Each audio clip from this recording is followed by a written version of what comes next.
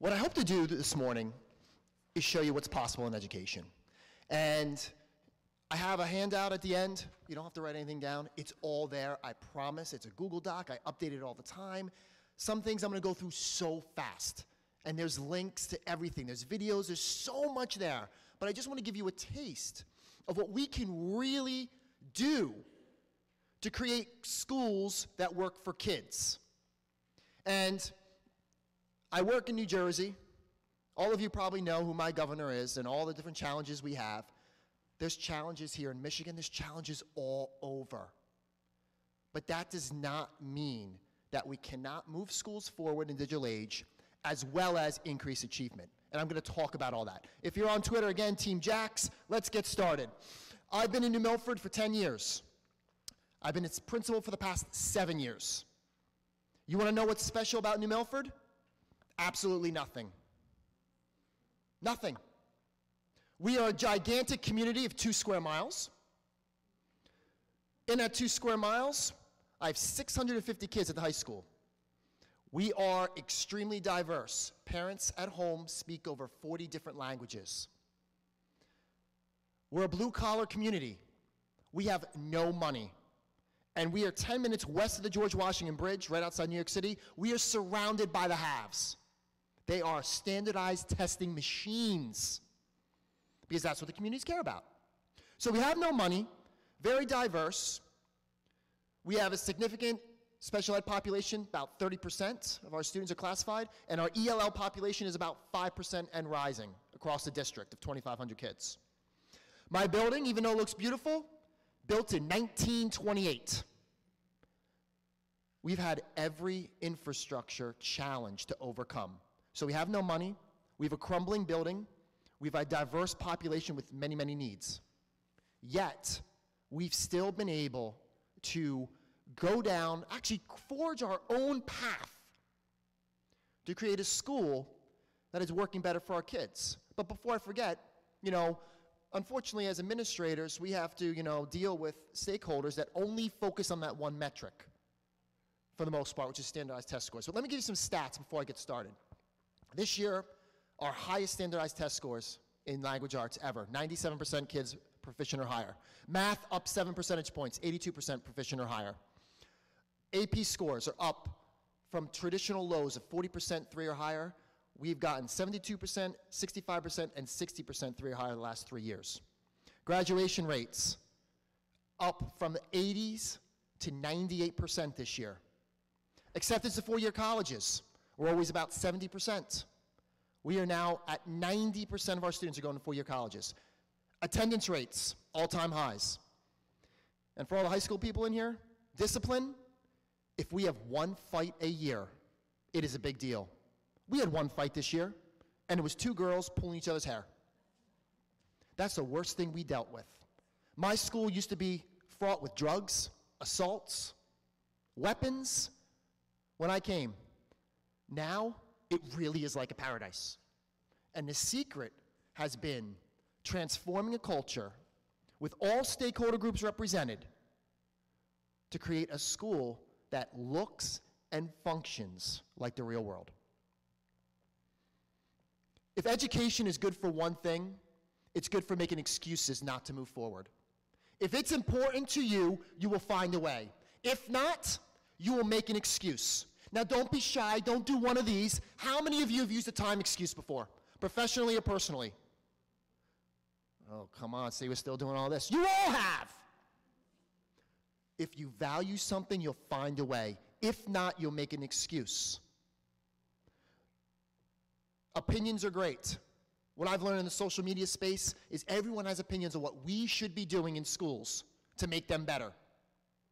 But it's the example that you set that truly matters. Not opinions, not rhetoric, but the example that you set.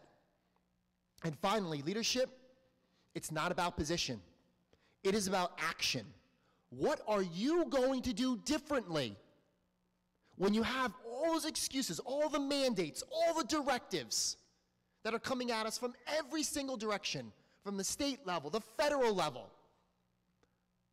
What are you going to do? How are you going to take action to lead your school down a path to sustainable change leading to transformation. Because the world is changing. The world is changing so fast that many of those changes have to do with technology. Technology is not going away. It's not. And when we look at the landscape has changed so much. My fear is that if we don't stay abreast of these changes in technology, we run the risk as educators and as leaders in becoming more and more irrelevant to not only our number one stakeholder, but our true boss, which are our students. Our learners demand different, they demand better. They are growing up in an age that is very exciting. We can't fault them for growing up in a digital age. It's not their fault. Remember those of us that played Atari? Were we not addicted to our Atari? Those little paddle games, a ball going back and forth? Kids now would not even touch that. We were no different. And we still went outside and played and did all that stuff. My kids do the same thing. But you want to know something? Don't judge. The Sheninger household, 30 connected devices. It's not my fault. My mother-in-law lives in the basement apartment. She has 4. I hope she's not watching right now. Most of the devices collect dust. But you want to know what I see on a typical Saturday morning?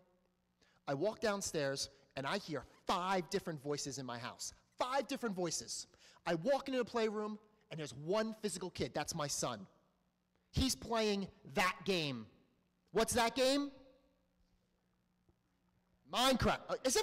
Listen, I got in at 4:30 this morning. I'm the one that should be, Minecraft, come on. And here's what I see. He's playing with kids in sometimes 3 different states. And when I watch, here come the buzzwords, I see him collaborating, communicating, solving problems, thinking critically, and creating a whole new world. He is engaged. He is constructing new knowledge. He's applying critical thinking skills. It's an educator's dream. Here's the problem. Schools, educators are not changing. I live in New York City, Staten Island, by the way, the forgotten borough. And my kids go to public schools. School, to them, they hate it. They make every excuse every morning, and it pains me. Because in New York, we have Common Core scripts that the teachers follow, like robots. And then after all day of getting hammered with Common Core scripts, my kids come home, and they do 2 hours worth of meaningless homework, which is now reduced because I was that guy that challenged homework in their school, and all their teachers hate me now. But the principal doesn't, which is good. So what do I let my kids do after they're done? I give them a choice. After they read, after they do their homework, if they want to go and play Minecraft, fine. If my daughter wants to go on YouTube and watch cheerleading videos, fine. If my son, who's great guy 7 on YouTube, wants to go and add to his 40 video tutorials that he's created to teach others how to play Minecraft across the world at age 8, so be it. Schools are so focused on conformity and rules and status quo. We've become so good at maintaining a system that worked well 100 years ago. And want to know, I'm not perfect. You're going to see, I was the best rule enforcer there was. I still have desks in rows in some classrooms in my school. We're not perfect. But you know what? When you put it all snazzy up with new desks and an LCD projector and a smart board, if it's still working the same way, it's still not meeting the needs of our kids. Let's talk about testing. That one metric. And I'm not saying standardized tests are not important.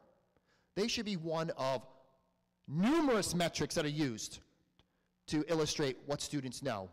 But you know what? Our system in this country has become so focused on having students, forcing them to climb that same tree, to take that same test, regardless of their ability. That's why kids hate school. Ask yourselves this. When was the last time any of you took a standardized test that helped you do your jobs? You haven't. And this is our system. Millions of learners are forced to take one test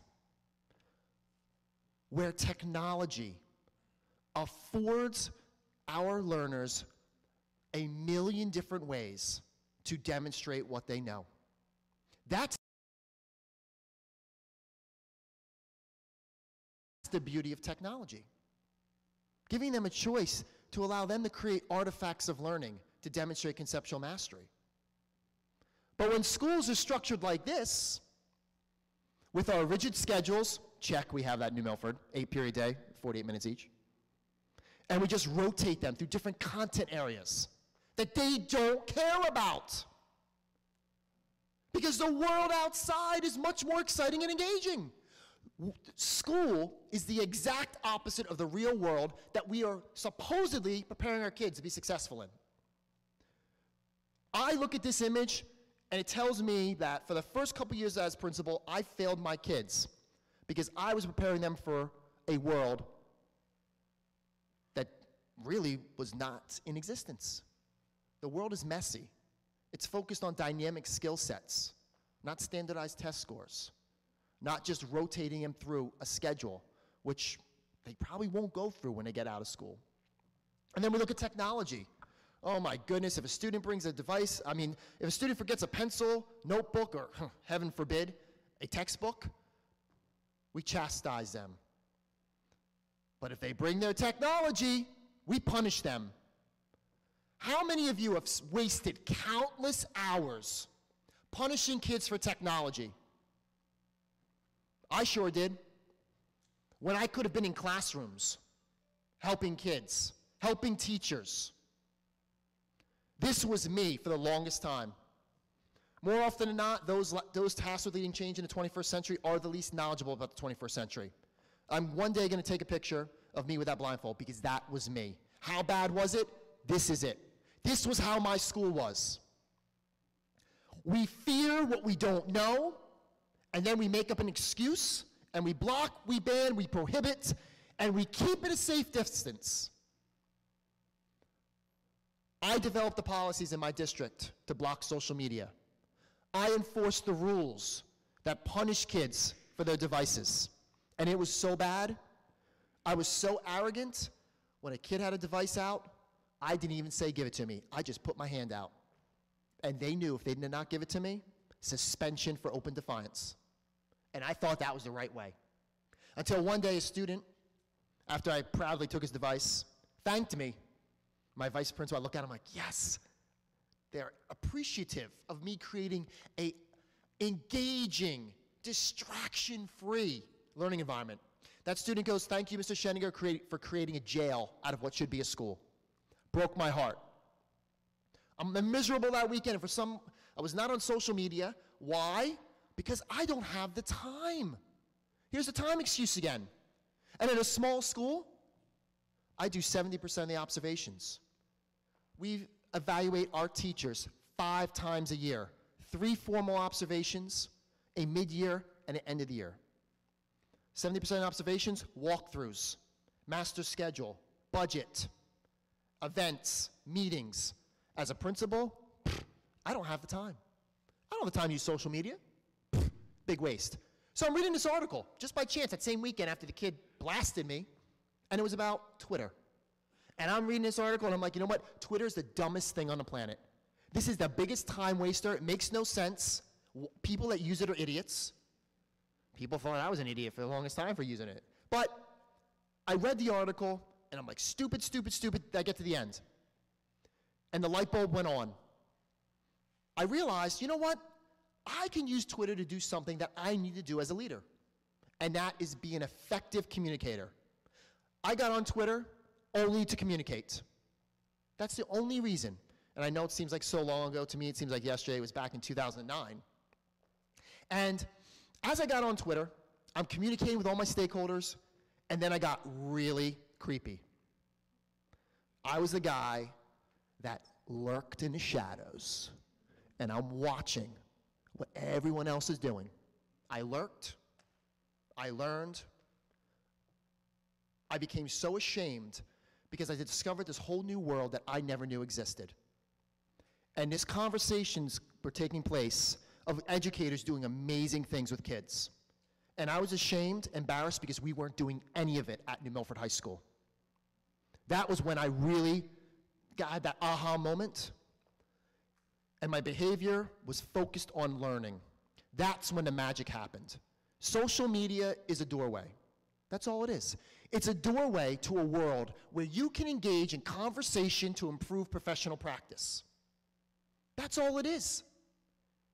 And you know what? Technology, just in general, social media, any technology, is not and will never be a silver bullet for education.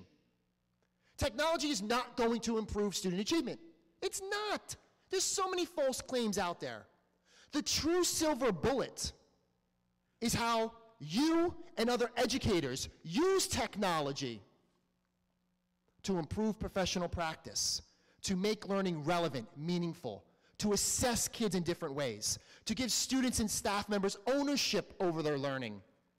That is the true silver bullet. And I firmly believe technology will not replace teachers and administrators, but teachers and administrators that use technology well and strategically will ultimately replace those that do not.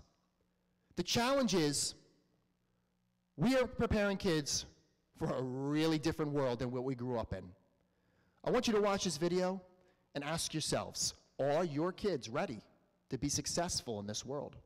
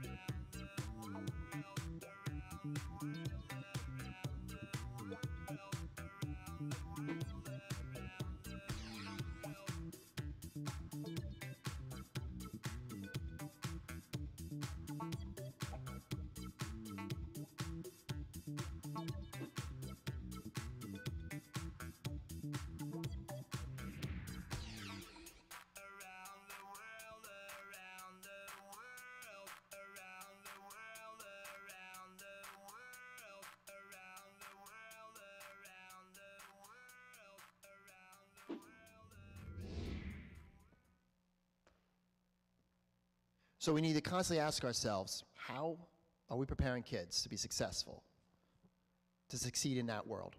And I think it starts with understanding that social media is not the enemy. It is a highly integrated component in every facet of society, except for education.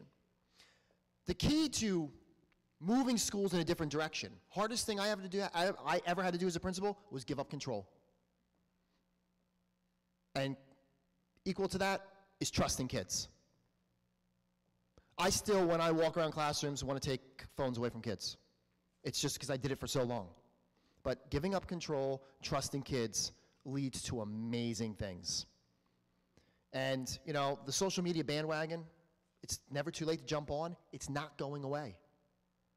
Facebook, Twitter will evolve into something else, but it'll become something, again, more connected, more collaborative.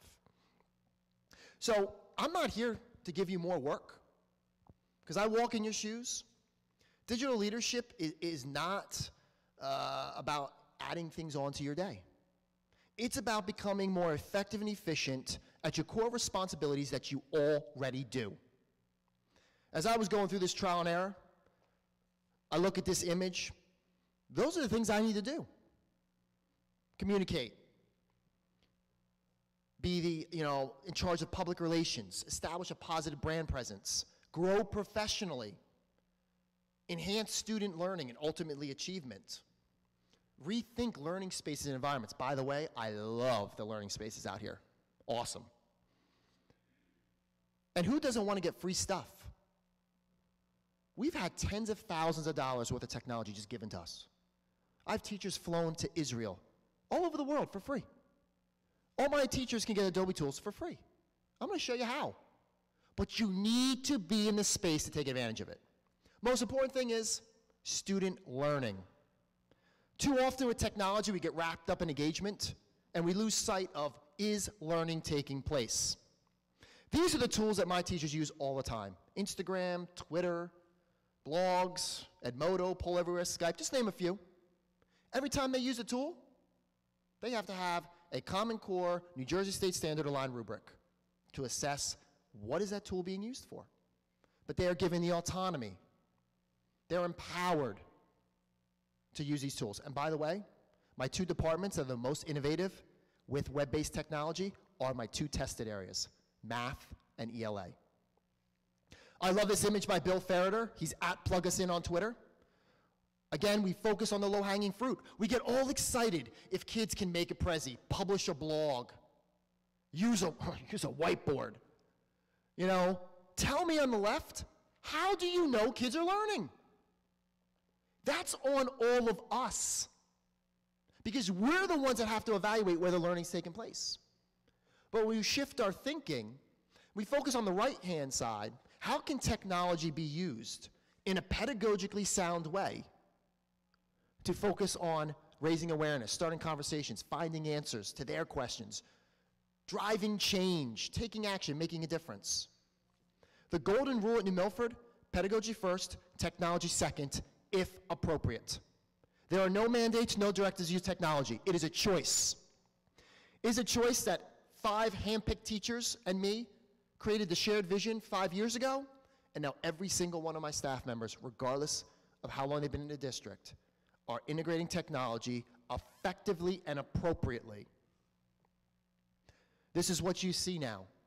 Students actively engaged, using their own tools, engaging in relevant conversations with the likes of Greg Topo, who is the national education reporter for USA Today. And I already gave you the numbers. When we opened up everything, the achievement did not falter. Nothing, everything improved. Technology is just a tool. We need to focus as leaders, how do we get teachers to focus on what are those learning outcomes? Creating, evaluating, analyzing, applying. That's what's truly important. This is our end game at New Milford High School. This is what we want our graduates to have. We don't preach standardized test scores. We want them to have these skill sets, because these skill sets are the ones that are moving the global job market. And we are so confident that a New Milford graduate that has these skill sets will outcompete those students in other countries that have the highest PISA scores. Because what we found and we've seen is, those students with the highest PISA scores are the least happy. They actually ran a happiness test. I don't know if that's what it was actually called, but that's what it measured. We hosted 35 school visits this year from schools all over the country, as well as the Netherlands and Switzerland. This is what they see. I disappear and I challenge them. Go look at our classrooms, talk to my teachers, talk to my students, and help us figure out how we can improve. More often than not, the feedback's been positive. It's taken years, but kids are trusted with their devices, they're empowered, and they're taking ownership of their learning. Even when we have our desks, which I cannot replace because I do not have money, we put them in collaborative settings. We substitute school-owned technology with student-owned technology, because guess what? Not all my kids have a device, and I'll talk more about that in a minute. Even on days when there's pep rallies, learning is no longer confined to a classroom. Teachers give the kids the assignment, they go in collaborative groups, and they can go do their work anywhere in the building because they're doing it on Google Docs or in Edmodo where the teacher can check in. We put wireless routers in our outdoor courtyard so kids can go outside and learn. Another pillar is how do we create a school that more or less reflects the real world, that personalizes, individualized learning opportunities for kids, that focuses on digital responsibility. This is a public high school in Columbus, Ohio. My friend Dwight Carter was the principal. Now my other friend Bobby Dodd is the principal. I have a dream, you're going to love this dream, that one day I will speak to an audience and you will all be on leather couches. And I'll be up here on a lazy boy, just rocking the clicker. Why are we so focused on putting kids in desks and rows? Because it comes back to conformity, control. It's what we've always done. Yet learning can take place in any configuration. At New Milford, we bought school-branded charging stations for all of our common areas. Kids don't even need to bring their charger. They're already there. We also created a makerspace, which, by the way, is a juggernaut of a K-12 solution to get kids to excited by tinkering, creating, inventing to learn. My own two children, when they come to New Milford High School, they'd never want to leave because they're using the 3D printer to create Minecraft characters. Our kids can use a 3D printer anytime they want. No direct supervision. Again, the trust. We use simple makey-makey kits and have guiding prompts. Kids come here on their time, during lunch, before school, after school. $30. What can you make? What can you make? We have kids turning fruit into usable controls for computers, as well as game controllers. This is what our kids are doing now, and they're excited because they don't feel the pressure of high-stakes assessment. They're here because they want to be. This is the wood shop, the metal shop of their generation. We have a little bits bar, simple circuitry, they can create whatever they want. The Lego table, they have to fight off the custodians during lunch to use the Lego table. We have a chessboard. They come now and play staff members. Staff members are now spending their lunch in the library, which is packed with kids, because they want to be there.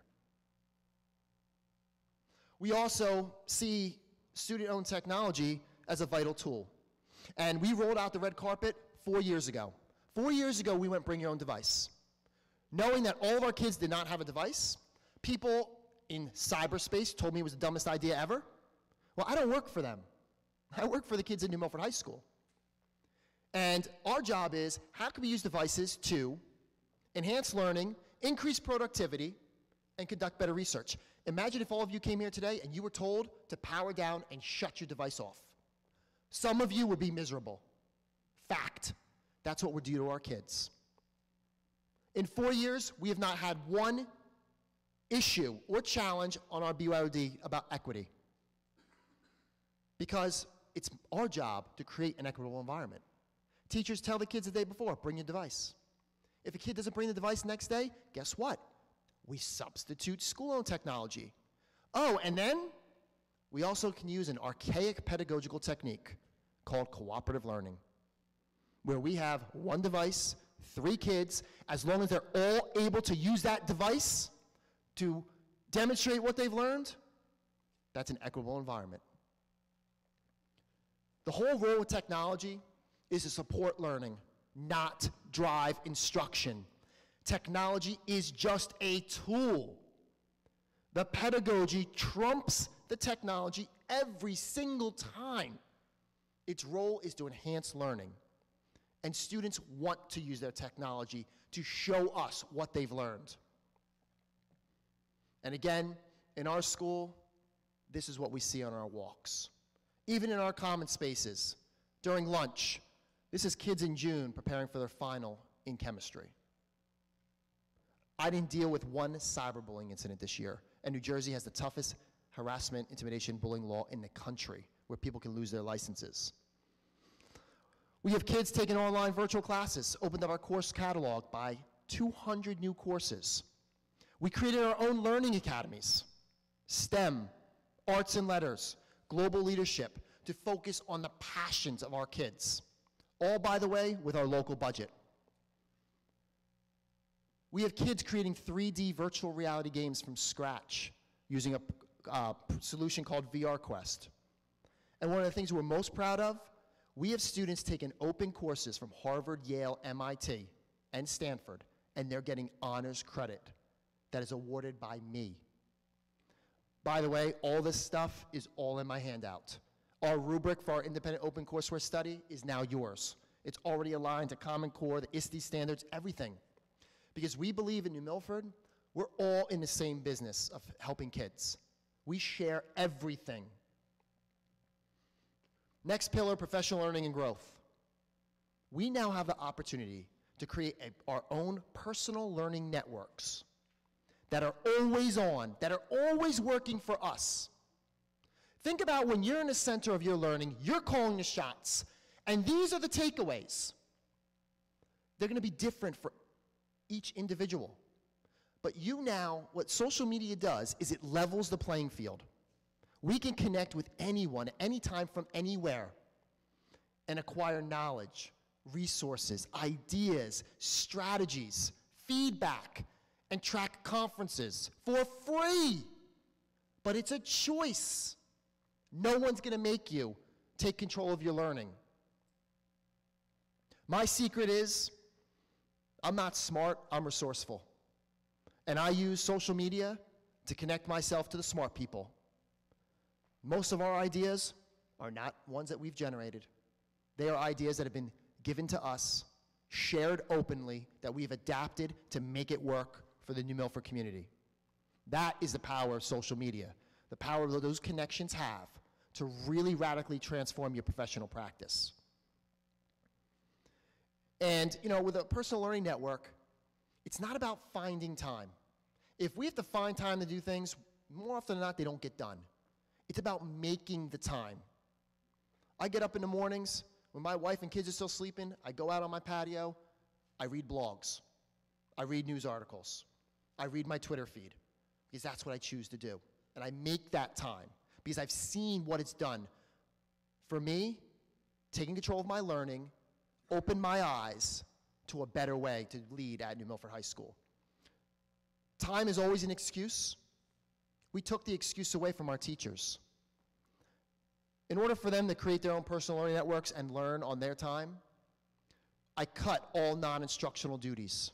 Hall duty, cafeteria duty, in-school suspension, I cut them all in half, freeing up every single one of my teachers 2 to 3 48-minute periods per week to learn about anything they want. I borrowed the Google 80-20 model that Google, ironically, doesn't even use anymore.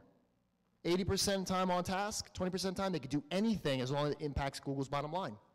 My teachers can learn anything they want as long as it improves achievement. They create learning portfolios that are aligned to their end-of-the-year evaluation.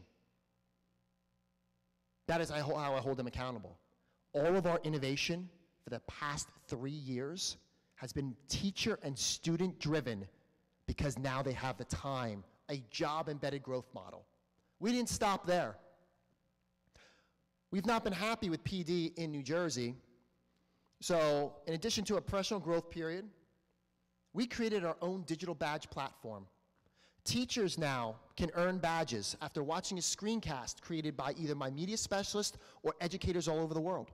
They demonstrate that tool in action, aligned to the Common Core, ISTE nets, and the framework for the Partnership for 21st Century Skills. Once they do that, they get a badge that goes into a digital backpack as part of their portfolio. My teachers are now more focused on learning than they are that hour. I get so frustrated when teachers are like, can you give me the certificate so I can get credit for the hours? It's because it's not about the learning. Teachers now in New Milford are printing out the badges and putting them all over their doors, showcasing their learning, and they're not being forced to do it. By the way, all your teachers can use this platform and get badges, because my media specialist, Laura Fleming, she's at NMHS_LMS, awards badges all over the world. You can go in your first day and make this available to your teachers. And hopefully some of your teachers will create screencasts for. It's in my handout. Moving on, communication. Digital leadership is about meeting your stakeholders where they're at. Think about how you access information now. What information do you want? Are you addicted to having it in a timely fashion? I know I am. This is what people want to know in real time. Specifically, what are the great things your kids are doing? What are your staff members doing? When are meetings? How are the athletic teams doing? You can send out information short and quick using tools where your stakeholders are. Meeting stakeholders where they're at and engaging them in two-way communication. Twitter, Facebook, even Instagram now, because that's where the kids are. What we do in New Milford, our announcements are in a Google Doc. I then have a link that I then share through Twitter, Facebook, and our app, all within 5 minutes. It's not 5 minutes of my time to do all that is not much time. But stakeholders are in know. 1 to 3 tweets a day.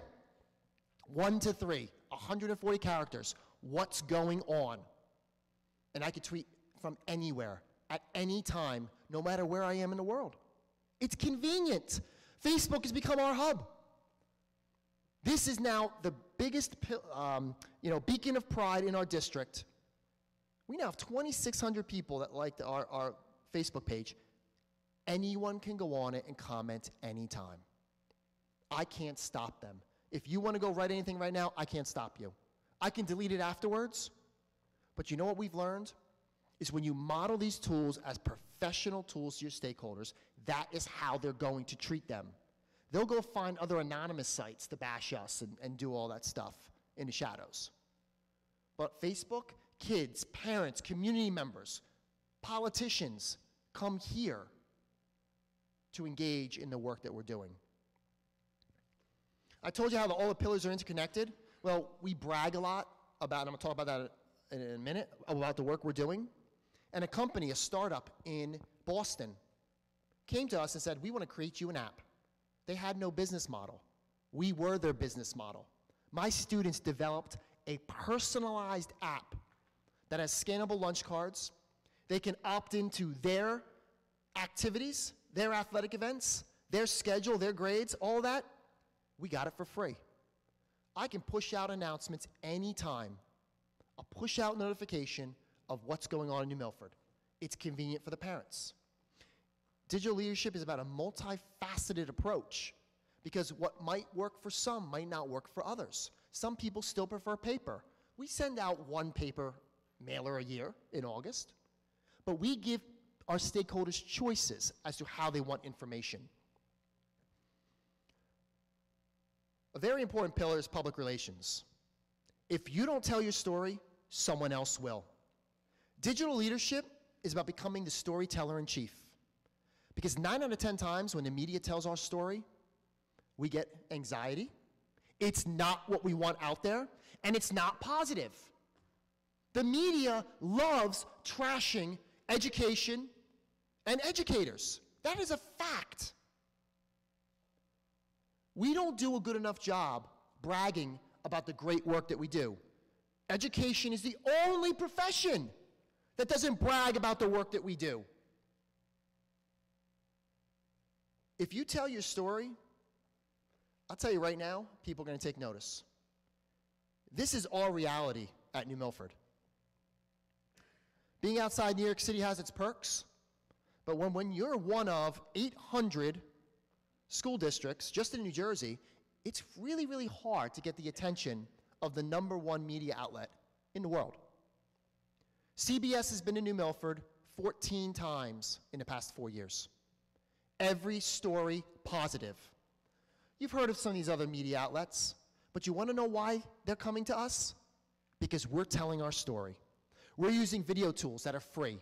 We're using pictures. When I'm observing a class for 48 minutes, it takes me seconds to snap a picture of a student doing something great. And then it goes on Twitter, Facebook, bam, done. Video. Anyone know who Dan Pink is? Okay, how big is Dan Pink? Huge. Dan Pink Skyped in with our kids. We connected on social media.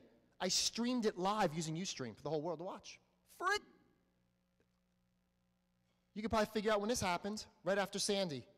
Our kids went to the Jersey Shore, did community service. We found an attacked American flag. My teacher took a picture, sent it to me. I was in Nebraska at the time. I posted it. Hundreds of reactions to that. Last year was a great year for student achievement. Newsweek said we were one of the 2,000 top schools in the country out of 26,000. Woohoo, good job. New Jersey, top high-performing high schools. I made cheesy plaques, not because I want to hang plaques in my building, because I know the power is the picture of that plaque that I can share, not just with my stakeholders, but the New Jersey Department of Ed, politicians in Washington, and people all over the world. And then there's technology. Kids collaborating on Chromebooks using a free app called Socrative. Takes seconds. The most powerful tool you have that each and every one of you has at your disposal for public relations is a blog. And if you think like I did for 1 second that your voice doesn't matter, that your work doesn't matter, I'm telling you, it's not true. I blog mostly for the past 4 to 5 years what my teachers and kids are doing. This is our impact. This is our reality. This is our PR. People now read everything that we're doing on every continent but Antarctica. And who knows, they might have read on Antarctica, they just don't have that on the map yet. Good news travels fast. But you need to be in a space to take advantage of it. You can take control. And even when bad things happen, it becomes a blip on your radar. Because we had a really bad thing happen. Make a long story short, I had students counterfeit money using a inkjet printer and resume paper from Staples. Secret Service was involved, all that stuff. Every news station was at my door. I didn't get one phone call, one email, nothing. It was over in a heartbeat because we control our PR. When you communicate with social media and you take control of your public relations, you create a brand presence unbeknownst to you. Apple, Adidas, Nike, all those symbols resonate with you somehow. McDonald's means something different to my kids than it does me. A brand is your vision, your mission, and your values. Think about what I've said. Think about what I've shown you. In all of our social media channels, you have either the Pillars of New Milford, the night, our name, or hashtag, whatever. Connect that to these elements and ask yourselves, have you seen that this morning? Have I shown you pictures, examples that connect to these elements of our brand? It's not a business model. It is building respect, support for the work that we're doing in New Milford with our stakeholders. That's what our brand is about. All great brands hype themselves. That's what we do at New Milford. We hype the great work that our kids and our teachers are doing. Finally, opportunity. AverMedia gave us $10,000 worth of document cameras that record 4 years ago. My teachers started flipping instruction before it became a trendy buzzword. We create all the content. I told you teachers go to Israel. I'm an Adobe education leader because I blog about what my teachers are doing. Thus, I can get them any Adobe tool they want for free. Our kids tried out the Chromebooks at Google. well before they hit the market and gave feedback to actual Googlers. And they got to go experience what Google's like in New York City. All of these opportunities were not handed to us. It's because we told our story about the work we were doing that then created these opportunities for us. Another opportunity, we created our own conference. We created our own conference because, again, we weren't happy. My teachers come on a Saturday, 400 educators from 12 different states, Mexico and Canada, come to New Milford High School on a Saturday and learn from the best of the best. All my teachers in my district go for free. That's why it's an opportunity. But $35, not a bad price to pay for 70 sessions. And a nationally renowned keynote this year, it's Josh Stumpenhorst from a little bit away in Chicago. Everything I hope that I've connected to this morning is about good leadership. It's not about giving you more to do. It's about how can you become more effective and efficient doing what you're already doing with the assistance of digital tools. You don't have to learn how to use all these tools. You don't. Find the people that do know how to use them. That's why I hired Laura Fleming. That's why I hired Concha Chilani, Jeff Fashina, 3 teachers, Joanna Westbrook. Those are some of my teachers that share this vision. Surround yourself with those people. Empower others. And hopefully you'll see how digital tools can help you do what you do better. You know, lead by example, share your vision. Start conversations. Learn with other educators. Be transparent. Support change. Embrace innovation and technology. And model expectations and practices. Most importantly, don't look for buy-in. You shouldn't have to sell a better way of doing things. Create a culture where teachers are empowered to embrace change, because it goes back to my first slide. When they see the value and they find it's important, same thing with you, that's when it sticks. Give students ownership. Give teachers ownership. Don't focus on control. And you know, stop being so secret. Share the great work that you're doing. Digital leadership is about taking risks. It's about, like this guy, taking a big risk to take a picture of a giant anaconda, and you look at, and then the reward. He gets that picture that he wants. We all can blog. You all think. Put it down. Put it down in writing. I think I hammered this. Don't use time as an excuse. It will always be there. And you want to know something? You're going to have to be digitally resilient. You will be confronted with antiquated tools, blocked websites, and a vision for teaching and learning that is not aligned with what it should be. How are you going to take action? How are you going to set an example? Model. Take those risks, even when you are faced with so many challenges that others are faced with across the country. I know you all love the movie Flashdance. Yeah, Flashdance is about passion. Take your passion, make it happen. Shameless plug. Thank you very much, everybody.